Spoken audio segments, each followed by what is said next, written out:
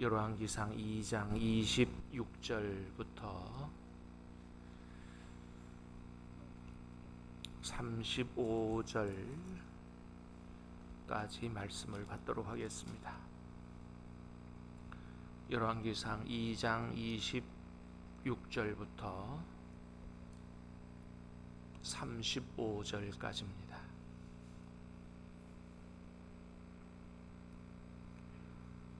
왕이 제사장 아비아달에게 이르되 내 고향 아나돗으로 가라.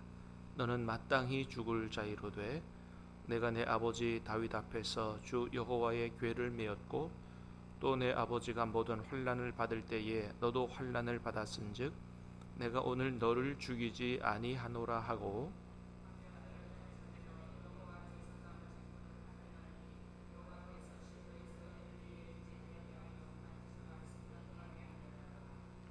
그 소문이 요압에게 들림에 그가 여호와의 장막으로 도망하여 제단 뿔을 잡으니 이는 그가 다윗을 떠나 압살롬을 따르지 아니하였으나 아도니아를 따랐음이더라.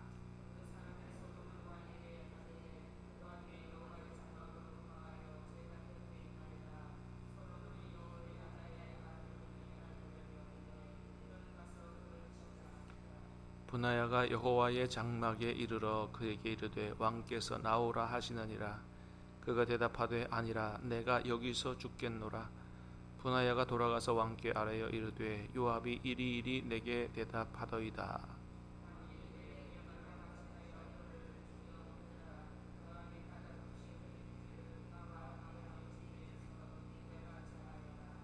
여호와께서 요압의 피를 그의 머리로 돌려보내실 것은 그가 자기보다 의롭고 선한 두 사람을 쳤음이니 곧 이스라엘 군사령관 넬의 아들 아브넬과 유다 군사령관 예델의 아들 아마사를 칼로 죽였음이라.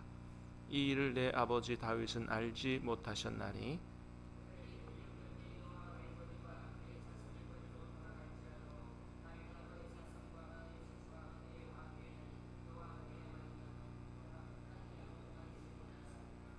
여호야다의 아들 브나야가 곧 올라가서 그를 쳐 죽임에 그가 광야에 있는 자기의 집에 매장되니라. 왕이 이에 여호야다의 아들 브나야를 요압을 대신하여 군사령관으로 삼고 또 제사장 사독으로 아비아달을 대신하게 하니라. 아멘. 오늘 말씀은 이제 어제 말씀에 이어서 솔로몬의 형 아도니아가 처형을 당한 말씀에 이어서 아도니아와 함께 반역을 도모했던 제사장 아비아달 파면되고 또 요압이 처형되는 그런 내용을 담고 있습니다. 자, 26절 27절 한번 다시 보겠습니다. 시작. 왕이 제사장 아비아달에게 이르되 내 고향 아나돗으로 가라. 너는 마땅히 죽을 자이로되 내가 내 아버지 다윗 앞에서 주 여호와의 모든 환난을 받을 때에 너도 환난을 받았은즉 내가 오늘 너를 죽이지 아니하노라 하고 아비아달을 쫓아내어 여호와의 제사장 직분을 파면하니 여호와께서 실로에서 엘리의 집에 대하여 하신 말씀을 응하게 함이더라. 아멘. 자, 솔로몬이 말합니다. 아비아달 너는 53절 마땅히 죽을 자이로되 그럽니다. 열왕기상 1장 그런 이유는 뭐냐면 바로 53절 아도니아와 함께 다윗 왕을 무시하고 제끼고 자기가 스스로 왕이 되고자 했던 반역을 일으켰기 때문이죠. 우리나라도 왕정 시대가 있었습니다마는 반역을 일으키면 그거는 사형에 해당하는 죄나 다름이 없죠. 그래서 하나님의 뜻도 아니었고 또 버젓이 힘이 없지만 다윗이 살아있는 이런 마당에 자기가 왕 되려고 했다. 또 그 아도니아와 함께 동조해서 나라를 전복시키려 했다. 죽을 자인 것이 마땅하죠. 자, 그런데 솔로몬이 아비아달을 죽이지 않고 살려줍니다. 이유가 있죠. 그 동안에 해왔던 공적을 봐서 자비를 베풀겠다 그런 거죠. 아비아달이 다윗이 왕이었을 때 제사장으로 있으면서 하나님의 괴가 오벳 에돔의 집에서 예루살렘으로 들어올 때 그 괴를 운반하는 책임을 졌고, 또 압살롬이 반역을 일으켜서 그랬을 때도 이제 다윗을 배반하지 않고 그렇게 다윗과 함께 했기 때문에 죽이지는 않겠다. 단지 제사장직을 파면하겠다. 그래서 제사장직을 파면하고 집으로 돌려보냈습니다. 고향으로. 자, 그런데 놀라운 건 뭐냐 하면 오늘 본문에서 보니까 바로 그것이 여호와께서 실로에서 엘리의 집에 대하여 하신 말씀을 응하게 함이더라 그랬다는 거예요. 그러니까 이 제사장 아비아달이 파면되게 된 것이 이게 그냥 솔로몬이 볼 때 죽을 죄를 졌으니까 파면시켰다 이런 차원을 넘어서는 거다. 성경 기자의 관점에서 볼 때 이게 뭐냐 하면 옛날에 이 아비아달 집에 그 가문에 했던 하나님의 말씀이, 하나님의 예언이 성취된 것이다 라는 얘기를 지금 설명으로 덧붙여 놓은 거예요. 왜 그러냐 하면 아비아달, 그러니까 엘리 집이라 그랬죠 아까. 이 엘리 제사장이 아비아달, 지금 오늘 본문의 제사장의 고조 할아버지가 됩니다. 고조 할아버지가 돼요. 매일 성경 여러분 보시면 거기 좀 설명도 있는데 엘리 제사장의 손자가 아히둡이고 아히둡의 손자가 아비아달이에요. 그러니까 고조 할아버지죠. 사무엘상 2장에 보니까 엘리 제사장 때에 엘리 제사장의 아들들이 불량자다, 하나님을 알지 못했다. 참 그럴 수도 있어요. 목사의 아들이지만 하나님을 모르는 불량자가 될 수 있다. 그래서 하나님의 제사를 멸시하는데 얼마나 악행을 많이 저지르느냐. 성도들이 헌금을 갖다 내면 하나님 앞에 드리기도 전에 헌금을 착복하는 이런 죄를 짓고, 또 회막문에서 수종드는 여인과 동침하는 이런 죄를 막 짓습니다. 그러면 제사장이, 엘리 제사장이 어떻게 해야 돼요? 아들들 불러다가 매를 들든지 따끔하게 혼을 내든지 절대로 그런 짓을 못하도록 회개하도록 그렇게 해야 되는데, 따끔하게 야단치거나 바로잡지 않았어요. 야, 좀 뭐 안 좋은 소리가 들린다, 뭐 이런 소리하고 그냥 마는 거예요. 하나님께서 그 모습을 보시고 안 되겠다, 이 집안이 계속해서 내 앞에서 제사장 직분을 못하게 해야 되겠다. 그래서 하나님께서 엘리 집에 대한 심판을 예언하십니다. 근데 그 심판이 언제 와서 완전히 이루어졌느냐, 이 아비아달 제사장이 파면됨으로 말미암아 완전히 이루어졌다라고 오늘 성경에 기록하고 있다라고 하는 것이죠. 여러분, 우리는 여기서 뭘 보게 됩니까? 하나님이 하신 말씀은 시간이 얼마나 걸리든지 간에 그것이 당장 이루어지지 않는 것 같고, 그렇지만 시간이 얼마나 걸리든지 간에 나중에 반드시 이루어진다라고 하는 것을 오늘 본문에서 볼 수 있고 성경 전체에서 볼 수 있다라고 하는 거죠. 여러분, 예수님이 이 땅에 오신 사건이 왜 그렇게 위대한 사건이에요? 세상 사람들은 뭐 예수님이 어떤 분인지 잘 안 믿으려고 그러지만, 여러분 가만히 조금만 생각해봐도 예수님이 얼마나 위대하신 분이에요. 세계 역사를 둘로 나누신 분이라니까요. 세계 역사를 어떻게 나눈다고요? AD와 BC로 나눠요.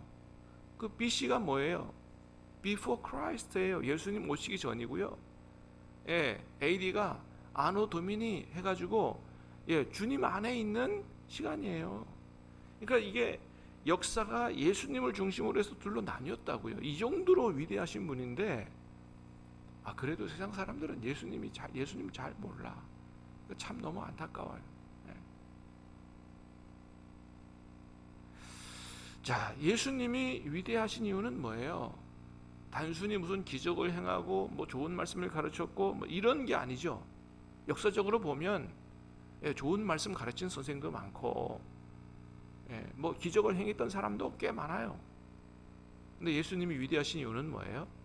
예수님은 이미 예수님 오시기 수백 년 수천 년서부터 오시기로 예언되어 있던 분이에요.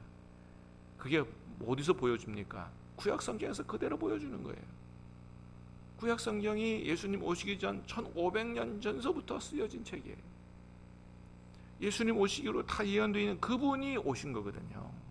그러니까 놀라운 거죠. 그래서 여러분, 하나님의 말씀은 그냥 말이 아니에요. 하나님 말씀 말이 아니고 그게 사건이 되는 겁니다. 할렐루야. 여러분, 하나님 말씀은 반드시 이루어지는 줄로 믿습니다. 예언하신 또 약속하신 주님의 재림도 반드시 이루어질 거요, 또 심판도 이루어질 거요, 완성된 천국도 이루어질 것이다. 저와 여러분을 위해 준비한 완성된 천국이 반드시 이루어지고, 우리가 예수님 안에서 믿음을 지키고 있는 한 여러분 천국에서 주님과 함께 영원히 살게 될 줄로 믿습니다. 우리 그 소망 가지고 사는 거거든요. 여러분, 이 땅에서 우리가 얼마나 살아요? 네. 지금 이 세상에 살고 있는 사람들도요, 한 100년 지나잖아요. 이 세상에 남아있을 사람 아무도 없어요. 다 떠나게. 어디로 갈 겁니까? 어디로? 네. 영원한 하나님의 나라가 있는 줄로 믿습니다. 약속대로 예언대로 반드시 된다. 우리가 성경을 보면 그것이 그대로 이루어진다는 사실을 우리가 확실히 알 수 있고 또 굳게 믿어야 된다는 것입니다. 두 번째는 요압의 처형입니다. 다윗의 군사령관 지냈던 요압의 처형이에요. 자, 28절 시작. 그 소문이 요압에게 들림에 그가 여호와의 장막으로 도망하여 제단 뿔을 잡으니 이는 그가 다윗을 떠나 압살롬을 따르지 아니하였으나 아도니아를 따랐음이더라. 아멘.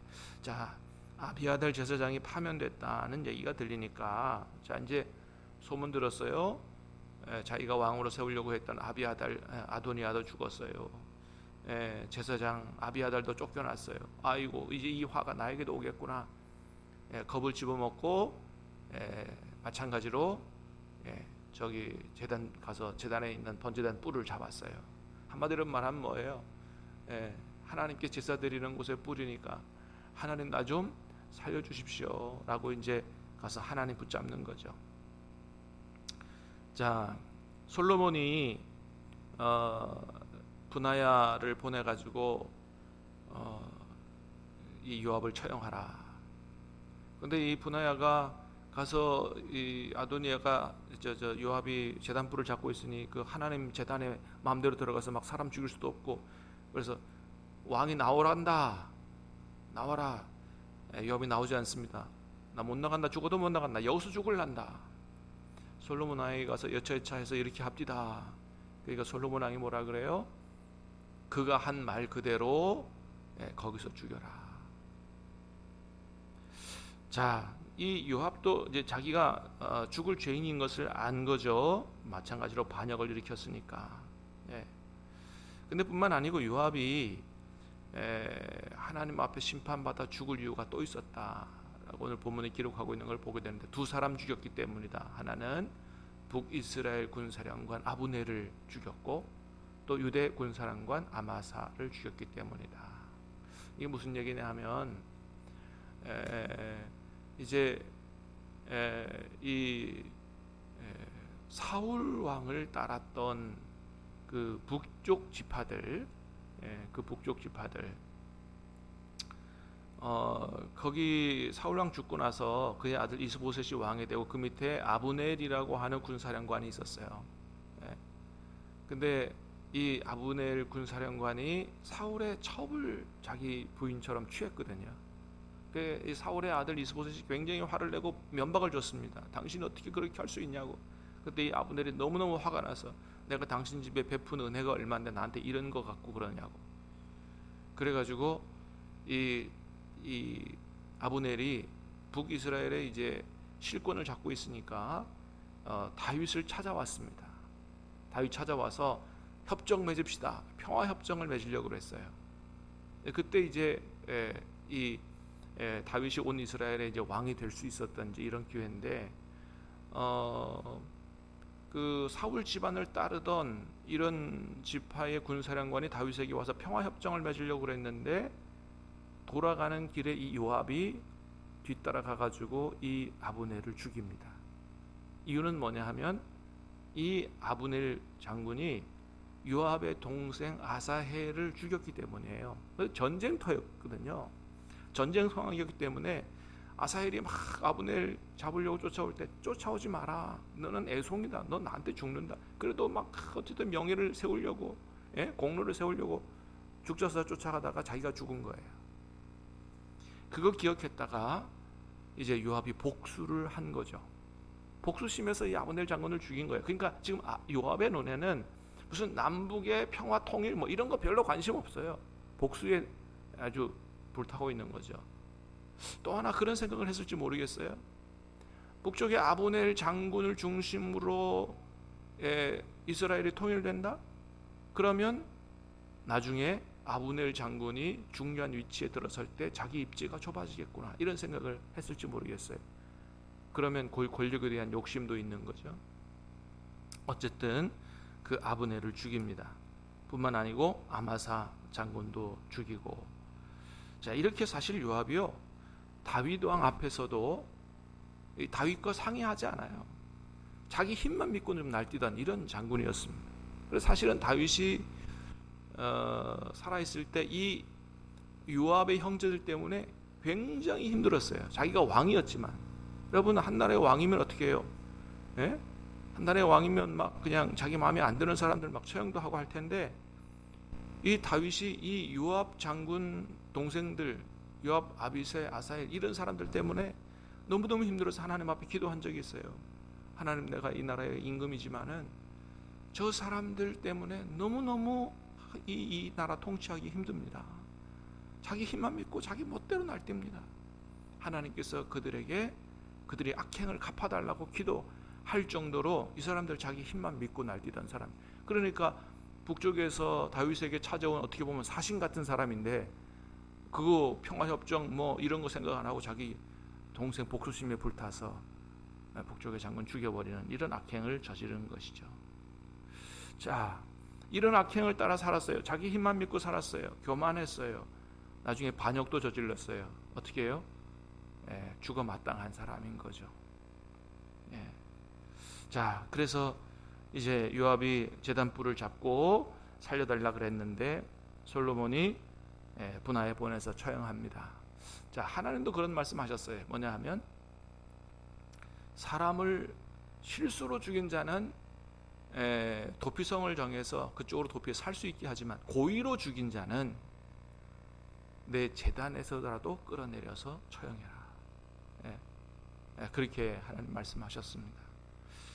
자, 그래서 결국은 한 시대를 풍미했던 이 요압 장군이 이렇게 비참하게 세상을 마감하는 것을 보게 되는데, 우리 여기서 여러분, 우리가 교훈을 받습니다. 뭐예요?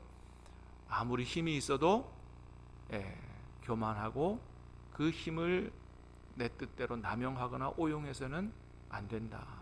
모든 힘과 권력은 누구에게로부터 오는 것이다? 하나님께로부터 오는 것이다. 그래서 이 힘을, 내가 가진 힘이 있거든, 난 이 힘을 어떻게 하면 하나님께서 기뻐하시는 데 사용할 수 있을까?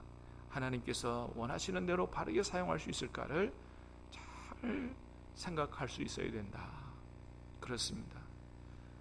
그래서 힘은 있을 때 조심해야 되는 거죠. 오히려 힘 있다고 교만하고 까불면 안 되고, 오히려 하나님 앞에서 겸손할 때 하나님께서 더 귀하게 사용하신다라고 하는 겁니다. 자, 반면에 맨 마지막 절에 보니까, 자, 맨 마지막 절 35절 말씀 한번 같이 보겠습니다. 시작. 왕이 이에 여호야다의 아들 분하야를 요압을 대신하여 군사령관을 삼고 또 제사장 사독으로 아비아다를 대신하게 하니라. 아멘. 자, 악인의 길에 서지 않고, 자, 오만한 자리에 앉지 아니한 이 사람들 높이 등용해서 군사령관 삼고 제사장 삼아서 다윗과 함께 하나님의 솔로몬과 함께 하나님의 나라에 일을 하게 했다라고 하는 것입니다. 자, 저와 여러분들이 순간의 선택이 평생을 좌우한다, 이런 말도 있는데, 어떤 것이 과연 하나님께서 기뻐하시는 것인가? 영적으로 잘 분별하고 선택하고 순종함으로 말미암아 저와 여러분들이 하나님 앞에 귀하게 쓰임 받는 그런 은혜의 복된 삶을 살아갈 수 있게 되기를 주님의 이름으로 축복합니다. 기도하겠습니다.